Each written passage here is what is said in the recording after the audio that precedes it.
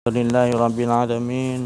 Salatu wassalamu ala ashrafil anbiya wal mursalin wa ala alihi wa sahbihi ajmain.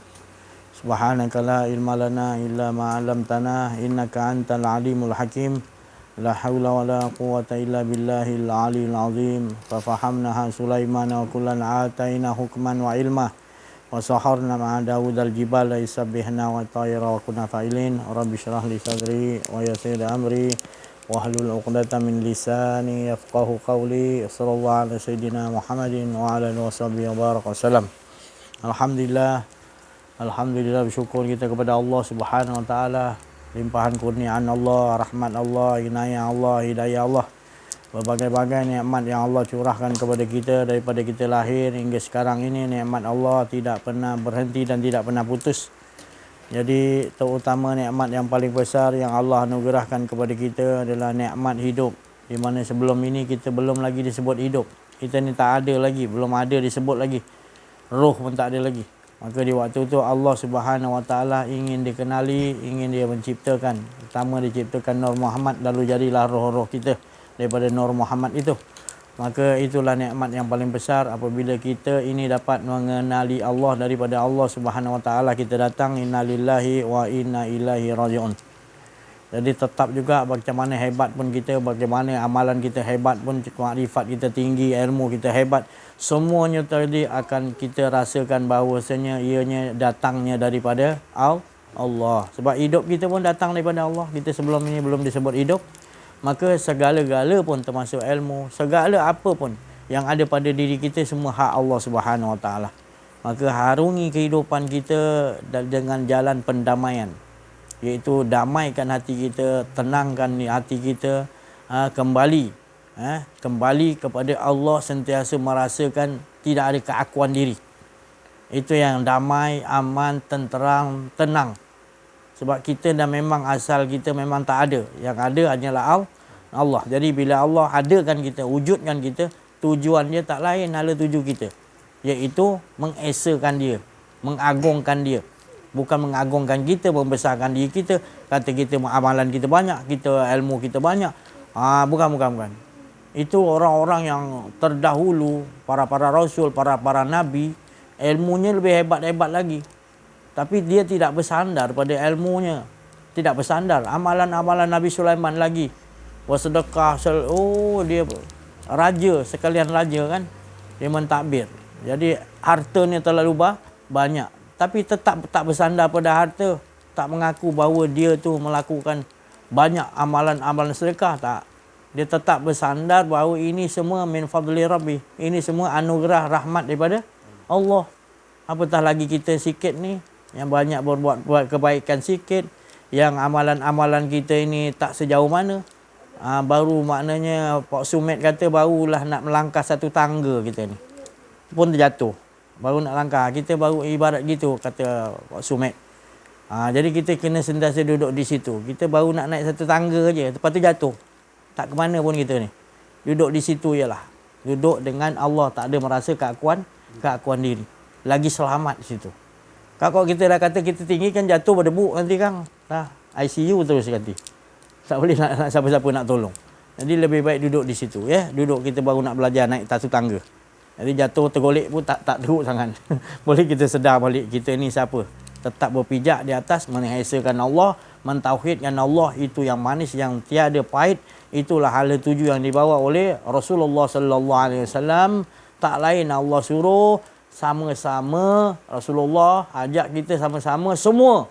Kalau nak ikut Rasulullah, mengesakan Allah, menombor satukan Allah 24 jam. Jangan pada waktu solat aja.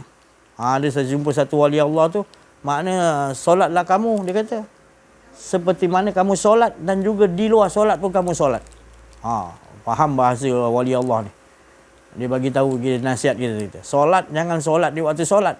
Di luar solat pun solat seperti biasa, macam engkau solat juga. Kalau orang yang tak faham. Macam Pak Sumet, dia berkata tu dalam. Kalau kita hayati baru kita faham. Banyak pecahan dia tu. Satu tapi pecahan dia banyak. Ni gitu juga. Macam mana nak dapatkan? Solat, kita solat tu dah betul-betul kenal dah solat. Solat tu maknanya dia menyembah diri dia. Inna solata tanha anil fahsya'i wal munkar. Allah Ta'ala kata kalau solat tu dah betul, di luar solat pun sama macam solat.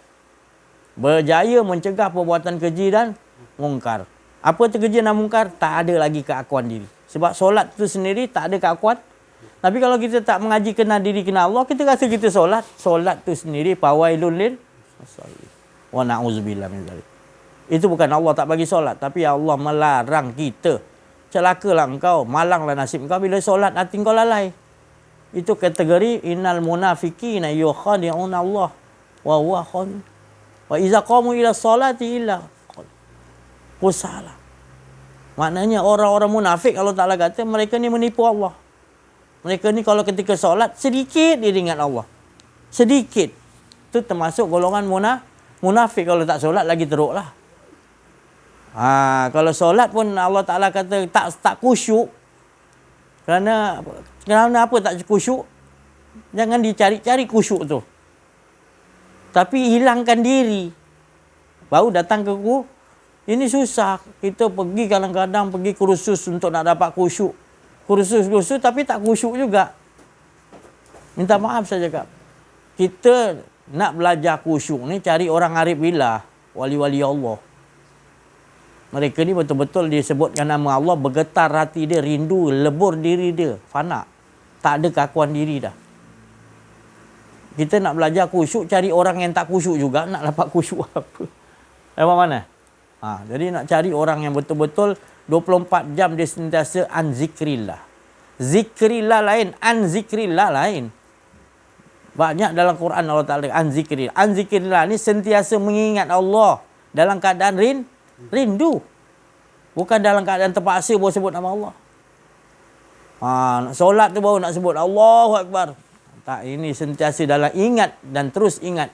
Mengangkat, besarkan Allah. Engkau lah yang membesarkan diri engkau. Engkau lah menyembah diri engkau. Aku ni tak ada ya Allah. Engkau sebenarnya menyembah diri engkau. Sebab apa kita dah melihat pada dalam diri kita, kita ni tak punya apa-apa. Kalau kata tubuh kita bergerak, tubuh tu bergerak kerana lantaran hati. Dan hati tu bergerak kerana nyawa. Nyawa tu bergerak kerana roh. Dan roh tu bergerak tak lain daripada sirullah Nur Muhammad sallallahu alaihi. Dan Nur Muhammad sirullah tak lain adalah sifatullah, dan sifat tak lain daripada zat. Ada kita lagi tak? Jadi solat tu tak ada diri. Solat tu tak perlu ingat diri. Yang ada hanya jangan mengaku engkau yang memuji Allah. Itu bukan solat. Tu tadi. Kena faham ya. Jangan pula tak solat pula. Solat tapi nak dapat khusyuk adalah buang keakuan diri. Kalau ada dalam solat tu keakuan diri, macam-macam ingat. Kalau kita ni mengajar, sukatan pelajaran ni kita nak ajar anak murid kita apa je lagi, semua masuk dalam tu. Kalau kita ahli mancing, macam-macam lah nak mancing ni, nak angkat ni, nak pakai umpan apa. Macam-macam. Kalau solat tu ada keakuan diri, bukan solat nama dia. Akan datang lintasan-lintasan berunsur hawa nafsu, lintasan berunsur iblis. Was-waskan kita.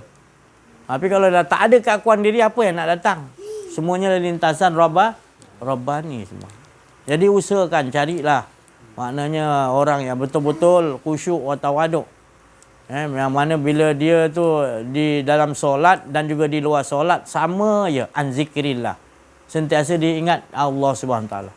Badannya di bumi, kita tengok tubuh dia bergerak, mulut dia bercakap, tapi hatinya sentiasa khusyuk, an zikrillah, asyik dengan Allah ni. Ya, kalau kita tak dapat rasakan, kita tak tahu. Ada orang dia berpuluh tahun dia solat, dia tak dapat rasakan Allah, dia kata. Dia terus terang bagus. Dan kita tak rasakan Allah Ta'ala, kita rasa kita dah solat tu khusyuk. Dia kan solat ni kan rasa. Macam kita nak makan. Kalau tak ada rasa nak makan nasi kandar, boleh kita nak makan nasi kandar. Tak ada rasa. Tapi rasa tu siapa nak bagi? Rasa tu yang datang daripada Allah tanpa huruf, tanpa perkataan.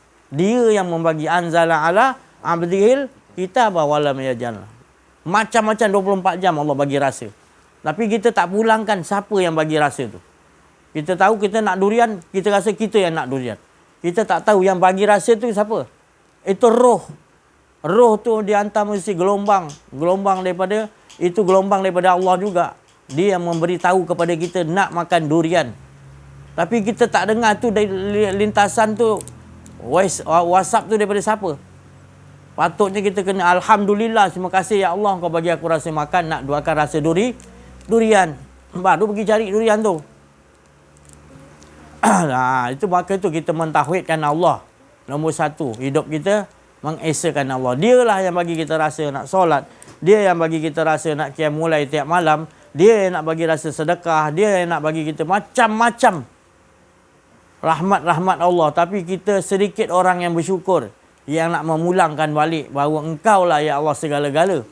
Inna solati wa nusuki wa mayaya wa mamati lillah. Kita dah iftitah dan kita dah berikrar bahawa hidup solatku, hidupku, matiku, ibadahku seluruhnya engkau, bukan aku ya Allah.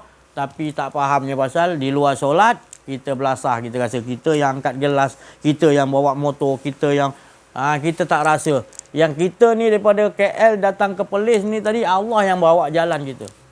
Kapal terbang lah, bas lah, motor lah. Memang kau nampak di luaran. Hakikat sebenar dia yang mengangkat kau bawa ke sini. Subhanallazi asra.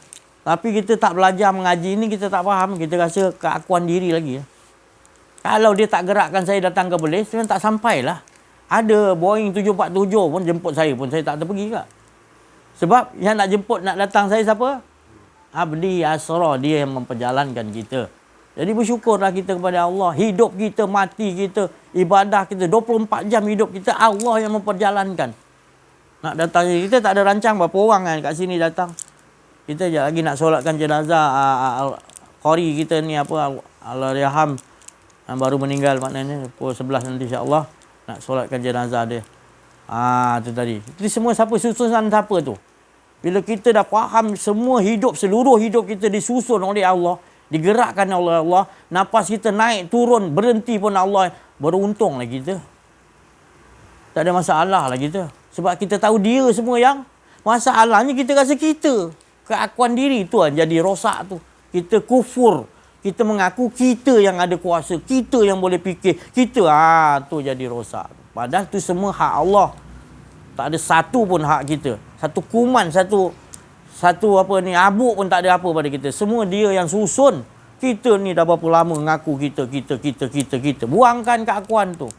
Buahkan betul-betul keakuan diri tu. Baru kita akan nampak jalan yang betul-betul. Iaitu dia yang memperjalankan hidup kita, nafas kita turun naik. Nikmatnya hidup dengan dia je. Jadi tak ada masalah bila kat dunia lagi kita dah kenal, kita tahu dia yang susun kita. Dia campak padang mahsyar ke alam barzah, tetap dia juga yang nak letakkan kita kat mana pun. Nak letak ke neraka ke syurga ke mana tempat. Hak Allah, bukan kita ada daya upaya.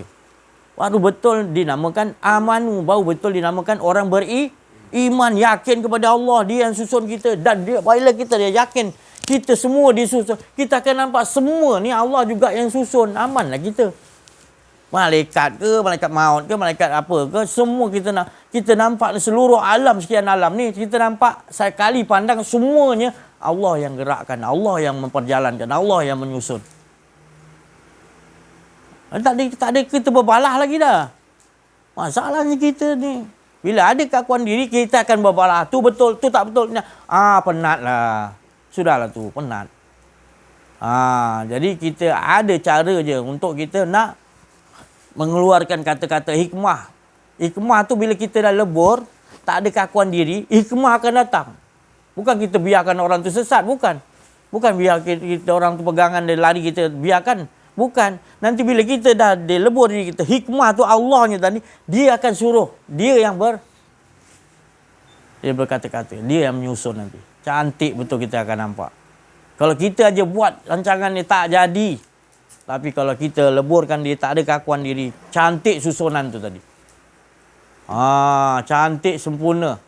Apa yang kita sangka tadi susah akan jadi senang. Maknanya kehidupan kita sentiasa 24 jam diatur oleh Allah yang maha pengatur dan maha sempurna. Yakin, hakul yakin. Saya dah mengalami maknanya sedikit keadaan di mana kita duduk dalam keyakinan, kita akan diperlihatkan bermacam-macam keagungan kebesaran Allah. Betul-betul kita lagi hilangkan keakuan ini, lagi hilang hingga kita nampak jelas rohani Rasulullah SAW kita akan nampak. Dah Allah kita nampak jelas dah. Tapi jangan tanya bentuk Allah macam mana. Tu orang mengarut dah tu. Kita maksud ni, kita nampak Allah tu. Imam Junaid Al-Baghdadi nampak Allah Ta'ala. Rasulullah SAW nampak Allah Ta'ala. Sahabat-sahabat nampak Allah Ta'ala. Tapi nampak macam mana, itu menerusi pengalaman yang maknanya mata hati yang Allah Ta'ala bagi. Itu bukan boleh kita lihat Allah Ta'ala tu dengan mata penglihatan kita macam ni. Berbentuk, bukan. Nabi Musa pun pandang Allah Ta'ala tu berbentuk. Bukan Allah tu cahaya, tapi cahaya tu membawa dia lebur. Di sebalik cahaya tu, rahsia sir waktu tu dia melihat Allah dengan penglihatan Allah, bukan penglihatan dia. Awak nafsu dia tak ada. Baru dia yakin kat mana pergi dia ainama wa huwa ma'akum ainama tu, mana pun mereka pergi berada dia rasakan Allah. Sebab Rasulullah pun bagi tahu sifat ihsan Ustaz kan. Soal sembahlah kamu, ibadahlah kamu Allah SWT seolah-olah kamu melihat. Dan kalau kita tak dapat melihat, yakin ni bahawa Allah sentiasa melihat. Itu pun tak cukup. Cukup jelas Rasulullah kata kita boleh melihat Allah. Tapi ada kata melihat pula dia nak melihat macam bentuk. Laisa kami syai'un fil ard wala fis sama. Jangan. Kita bukan melihat Allah berbentuk begini-begini, tak boleh. Sebab Allah SWT dia meliputi atas segala sesuatu. Nak tunjuk macam mana? Kita tak akan dapat lihat melalui penglihatan. Jadi penglihatan la tubzirikul absar wa huwa yubzirikul absar wa huwa latif. Allah Ta'ala kata kita tak akan boleh lihat. La tubzirikul absar. Engkau tak boleh lihat lah. Kau tak ada. Dan Allah Ta'ala kata bila dia bagi wa huwa yubzirikul absar, bila dia bagi kita lihat, baru boleh kita lihat. Tapi tidak. Kita rasa kita yang melihat. Maka tu kita tak dapat lihat Allah. Kita buta kat dunia ni. Di akhirat nanti lebih teruk buta, sesat. Buta bukan mata dia buta. Mata hati dia tak faham. Dia rasa dia yang melihat. Padahal yang bagi lihat, wahuwa yubzirikul absar. Allah yang bagi. Cuba kita mainkan dalam hidup kita. Makrifat tu namanya makrifat kita melihat Allah dengan rahsia penglihatan Allah. Bukan penglihatan kita. Jadi yang melihat Allah tu Allah lah. Bukan kita. Jadi nak ditukarkan cepat. Kalau kita tak tukar, kita tak yakin macam mana. Kita nak rasa tu air katalah air tebu tu. Kalau kita tak pernah rasa air tebu, kita dok sebut dia, tak payah ceritalah air tebu. Sebab apa? Kita tak pernah rasa air tebu, kita rasa kita tahu air tebu tu. Kita harus tengok, kita harus angkat tarikat, kita harus rasa hakikat, baru kita tahu siapa yang bagi rasa tebu tu. Allah yang menciptakan tebu, menciptakan rasa tebu sebelum tebu tu dicampak ke benih ni, ke bumi. Jadi kita tahu sampai makrifat syariat, tarikat, hakikat, makrif, keseluruhannya hak Allah SWT, bahawa Allah lah yang keempat-empat tu tadi adalah dia lah Esa asma, Esa af'al, Esa sifat, Esa zat. Dia tetap tunggal dia aja menunjuk, bukan ada banyak, tetap Esa. Jadi kita minat yang tebu, kita mengesakan Allah. Dengan macam mana? Engkau yang bagi rasa ni, ya Allah. Engkau tu lebih sedap daripada rasa tebu tu sendiri. Esakan Allah lah tu. Jadi apa pun keadaan, bentuk apa pun kita bawa dalam kehidupan kita mengesakan Allah. Bukan kita tingkat sejadah aja. Bukan duduk dalam majlis je. Dia majlis dah memang di luar majlis. Bukan dalam solat dia mengesakan Allah, menyembah Allah. Tetapi di luar solat. Latanha anifa sya'iwal. Dapat mentolak keji dalam. Apa keji mungkar? Tak ada keakuan diri. Dalam solat pun tak ada keakuan diri. Di luar solat pun tak ada keakuan diri. Itu bagus. Itu dinamakan orang yang benar-benar solat. Yakin tak kita solat kita diterima Allah? Yakinlah bila kita dah duduk situ. Sebenarnya dia yang solat. Dia menyembah diri dia, bukan kita. Kalau kita tak layak. Kita tak mampu. Kita disuruh solat. Jangan mengaku kita yang solat. Kena faham betul-betul. Kita disuruh berzikir, jangan mengaku kita yang berzikir. Zikir tu ingat sesungguhnya dia sentiasa mengingat dirinya sendiri. Jadi kita ni yang ingat dia tadi sebenarnya dia lah mengingat diri dia, bukan kita. Kalau dia tak bagi suruh kepada kita untuk mengingat dia, kita tak boleh mengingat Allah pun tak boleh. Jadi mengingat Allah tu adalah daripada Allah. Dan apa saja solat kita, puasa kita, semua daripada suruhan dia. Dia yang memperjalankan kita untuk kita berpuasa. Datang ke sini, ke mana pun sentiasa diri kita ni, dia angkat, dia bawa mana pergi. Kenderaan kita adalah Asra. Yang memperjalankan kita adalah Allah. Naik apa? Naik kereta, naik unta, naik kapal terbang. Itu lain cerita. Itu dah jadi syariat dia. Hakikat al-makrifat dia, Allah lah yang memperjalankan kita. Kereta tu pun besi tu siapa ciptakan? Getah tayar tu siapa ciptakan? Satu barang kat kereta tu semua Allah Ta'ala punya. Kita nak mengaku kereta kita punya? Sebutkan yang bukan kita punya dalam kereta tu. Satu pun tak ada. Semua barang Allah Ta'ala punya. Dan ilmu yang Allah bagi, apa Jepun ke, Protonnya orang Pomen ke yang buat kereta ni, siapa yang bagi ilmu tu? Tetap ilmu Allah juga. Cantum-cantumkan. Siapa yang bagi kudrat pada orang tu? Tak ada apa benda kalau kita kaji tauhid, semuanya hak Allah Ta'ala. Semua mengesakan Allah. Besi, kayu, plastik, batu, semua kita nampak mengesakan Allah. Kita je manusia ni degil yang suka berpalah dengan Allah SWT. Sudah-sudahlah tu. Damaikanlah, berdamailah dengan Allah. Janganlah suka lagi nak berbalah-balah, nak mengaku keakuan diri. Menyesal tak guna nanti. Habis masa kita. Innal insana lafil hus, manusia dalam kerugian sebab berbalah-balah mengaku ada keakuan diri. Jadi walas masa tu sentiasa saat, minit, jam, minggu, bulan, tiap abad, semua masa ni kerja dia mengesakan Allah. Masa tu sendiri. Walas sentiasa Maha Esa mengesakan Allah. Apalagi Allah, masa pun Allah jadikan kita tak tahu bila mulanya, bila akhirnya, tetap mengesakan Allah setiap waktu. Jadi kita ni manusia kuat. Harusnya jadi bagi mengesakan Allah. Allah tak tanya banyak mana ilmu kita. Bukanlah Allah tak bagi belajar ilmu. Belajar, tapi jangan letakkan ilmu tu di bahu kita. Tapi letakkan penjaga ilmu, pencipta ilmu tu adalah Allah. Dia menentukan qada dan qadar. Ilmu tu untuk menceritakan. Supaya kita meletakkan diri kita tetap mengesakan Allah, tak lari tajuk pun.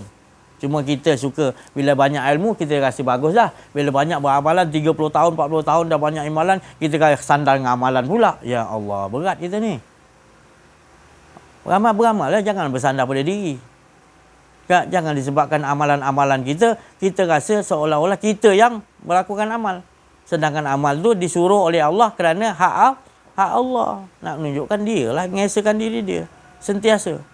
Jadi jangan lari tajuk. Kita tetap mengesakan Allah. Saya rasa cukup sampai situ dulu. InsyaAllah mudah-mudahan kita tukar pada Ustaz Azani, minta pertukaran pencerahan lagi. Malana illa ma'alamtana. Innaka antal alimul hakim. Bishrah li sadri wa yassir li amri wahlul 'uqdatam min lisani yafqahu qawli.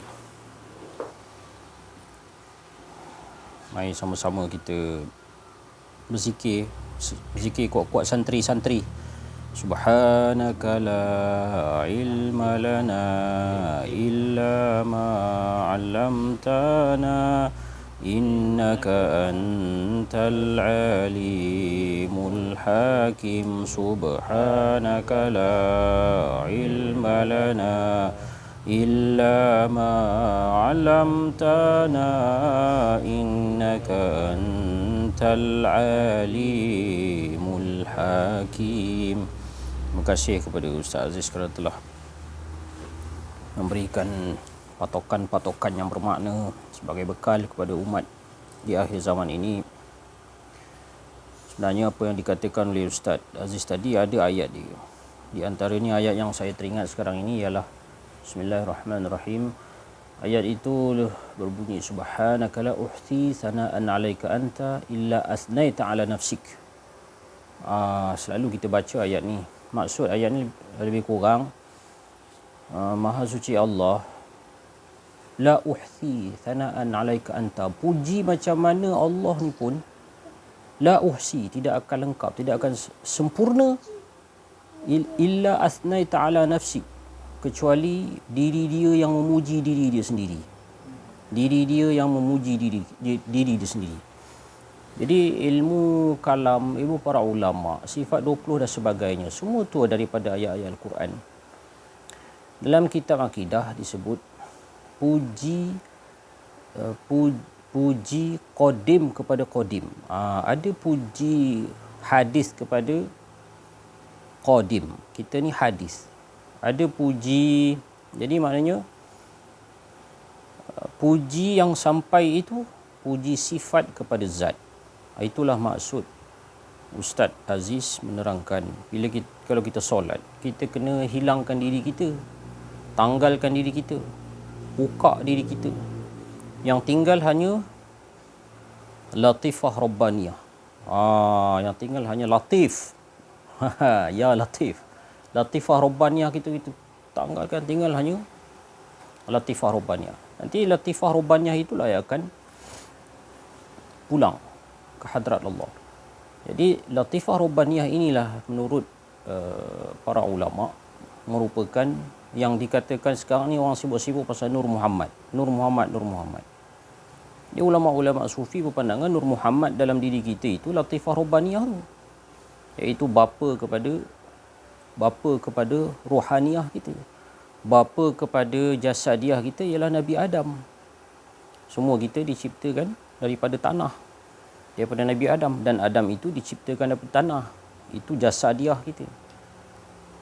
Adapun asal usul rohaniah kita, mana cerita dia? Cerita dia itulah timbul teori Nur Muhammad itu. Jadi jangan cepat menyesatkan orang. Kalau kamu tak boleh terima pun Nur Muhammad, ya, sidang pendengar sekalian, awak tak anggap saja dia sebagai salah satu daripada teori. Sedangkan masa kita sekolah, kita boleh terima, kita boleh belajar, bukan terima, kita boleh belajar teori Darwinism. Kita belajar pasal Paleolitik, Mesolitik, kita belajar pasal, kita nampak gambar cikgu ajar dalam buku Alam dan Manusia, dalam buku sejarah, geografi, Alam dan Manusia, nampak gambar orang macam monyet, lepas tu pakai cawat, pegang tombak. Lepas tu cerita pasal evolusi. Lepas tu kita belajar daripada, kita dengar teori orang putih tentang the theory of everything, iaitu menceritakan tentang macam mana alam ni terbentuk. Ada teori yang kata daripada Big Bang, ada teori daripada mula-mula asalnya ada sel air. Sel air tu terpecah jadi banyak, kemudian daripada sel air yang terpecah jadi organisma. Daripada organisma mengalami evolusi, lalu terbentuk alam buana. Jadi dinosaur, jadi manusia, jadi gajah, jadi hantu jerangkung, semua sekali. Itu kita boleh belajar. Tak ada pula kita kata itu. Tak ada pula fatwa yang saya pernah dengar itu semua teori sesat. Tiba-tiba bila ada teori Nur Muhammad, kata sesat. Astagfirullahalazim. Bawa-bawa mengucaplah, kita damai-damaikan dengan cara tidaklah cepat kita menyesatkan sesama Muslim. Bawa-bawa mengucaplah, marilah kita sama-sama duduk mendengar kalam ulama. Kerana teori-teori ulama-ulama yang dulu dalam perpaduan itu semua teori-teori yang sudah berlalu, yang sesuai pada zaman mereka. Kemungkinan perpaduan ummah ini boleh dicetuskan dengan satu orang yang tidak ada degree, tak ada master, tak ada PhD dalam universiti, tapi bercakap tentang formula perpaduan ummah, iaitu hapuskan keakuan diri, hilangkan keakuan diri. Baik yang Wahabi, hilangkan Wahabi kau. Baik yang Sufi, hilangkan bahawa kesufian kau. Baik yang ada parti, hilangkan kepatian kau. Kita apa? Kita tak ada. Kita adalah La. Mungkin inilah formulanya. Baru bila ada La, baru kita boleh duduk. Barulah kita boleh damai. La. Macam budak-budak, La. Dia tak tahu pun dia Melayu. Yang anak Cina, dia tak tahu pun dia Cina. Masa kita tadika dulu, anak India tak tahu pun dia India. Boleh duduk, kongsi burger, makan sama-sama. Damai. Tak kira bangsa, tak kira warna kulit, boleh damai. Itu kanak-kanak dia ada La. Bila dah besar, dah isbat macam-macam. Isbat kepartian, isbat kekitaan, isbat kelompok-kelompok, isbat macam-macam nama. Jadi umat Islam tu terpecah kepada 73. Satu saja jalan yang diiktiraf. Mari sama-sama kita cek jalan ni siapa. Terima kasih kepada para tetamu. Hari ini kita ada tamu istimewa, Abang Man. Minta cakap sikit, bagi nasihat sikit. Assalamualaikum. Terima kasih Ustaz Ahmad. Terima kasih Ustaz Aziz. Mai berjajah dari KL. So, kebetulan jumpa saya pagi ni di rumah Ustaz Ahmad. Apa penerangan yang Ustaz Ahmad, Ustaz Aziz ucap pagi ni, satu iktibar besar lah. Fahamlah hal elok. Beramallah dengan betul. Jangan tersilap langkah. Bila tersilap langkah ni, faham baik-baik. Saya nak betul satu saja. Ingat baik-baik. Tadi Ustaz Ahmad ada sebut sebelum ruh permulaan tadi, di dalam kandungan apa amalan kita, ribut pun tidak, hujan pun tidak, ayat deras lagi berhenti, burung terbang lagi berhenti, enggak kayu mati. Jadi berfikir-fikirlah. Saya tak mau panjang lebar. Banyak hal-hal kami nak buat begini dengan Ustaz Ahmad. Nak pergi sembahyang jenazah. Saya rujakkan terima kasih banyak-banyak kepada tuan-tuan yang mendengar ceramah-ceramah mereka berdua pagi ini. Terima kasih. Assalamualaikum. Bismillahirrahmanirrahim. Alhamdulillahirabbil al-mukasyafa ghaibul fuqara ila siratal mustaqim ila siratal mustaqim la haula wala quwwata illa billahil aliyyil azim. Assalamualaikum warahmatullahi wabarakatuh.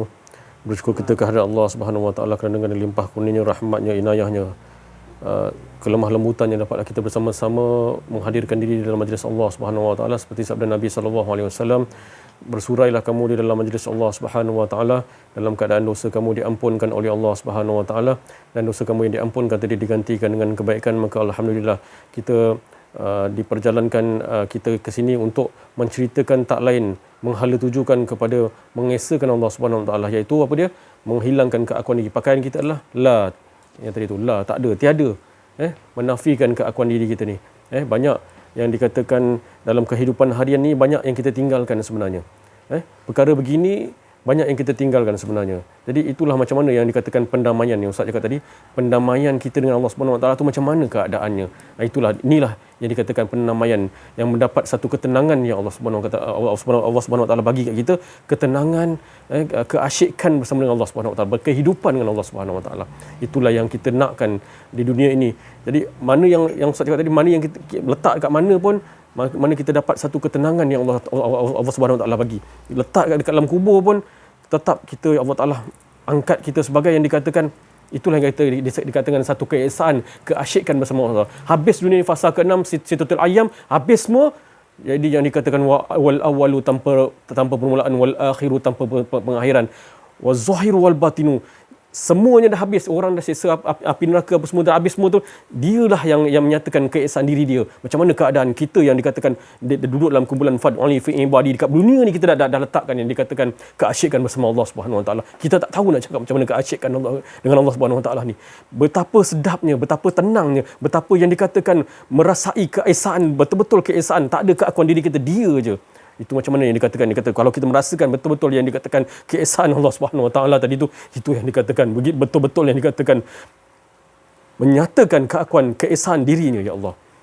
Itulah yang dikatakan. Saya pun tak dapat nak nyatakan lagi kalau sebut wal awalu tanpa permulaan, wal akhiru tanpa pengakhiran, wal zahir wal batin. Itulah yang saya dapat nak sebutkan, tapi tak dapat saya nak cakap menyatakan bahawa betapa asyiknya kita dengan Allah Subhanahu Wa Taala, tak ada keakuan diri kita. Macam itulah yang dikatakan kumpulan-kumpulan fad'ali fi ibadi. Rasulullah sallallahu alaihi wasallam bersama dengan para sahabat, bersama-sama dengan wali-wali Allah, yang dikatakan bawa benda ni tauhid kepada Allah Subhanahu Wa Taala. Itu saja yang dapat saya sampaikan. Wabillahi taufiq. Assalamualaikum warahmatullahi wabarakatuh. La haula wala quwata illa billah.